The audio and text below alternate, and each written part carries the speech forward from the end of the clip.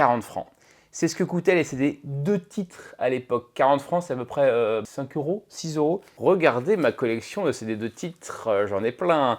Alors, il y en a des biens, genre Coolio, Gangsta Paradise, qui est trop bien. Natural Blues de Moby. I'll Be Missing You de Puff Daddy et de Faith Evans par rapport à la mort de The Notorious B.I.G. Pour l'instant, on est dans de la bonne cam. Will Smith, Man in Black, le générique officiel. Ça descend d'un niveau, mais ça reste acceptable. Oh là là, un CD promotionnel de Carrefour par rapport à la sortie du Seigneur des Anneaux. Et c'est pas de la musique, ça, je crois qu'il y avait un fond d'écran et puis il devait y avoir une interview du réalisateur. Non, pas si. Je zappe et je mate pour les amateurs de grande musique. Ça, alors ça, je l'ai en 2 exemplaires. C'était I Will Survive, l'hymne du Stade français de rugby, qui avait été reprise par les joueurs de l'équipe de France de foot en 98. C'était pas du tout Gloria Gaynor qui chantait, c'était ça. Trop peu de gens le savent, on n'en parle pas assez. Daoul, Meet Her at the Love Parade. Alors ça, faut que vous alliez écouter, mais vous connaissez forcément.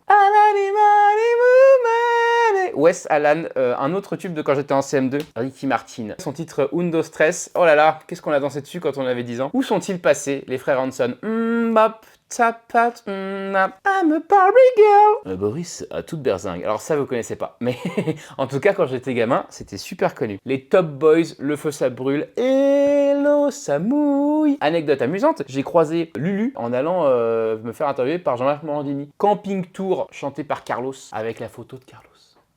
Et je vous dirai jamais où je l'ai eu.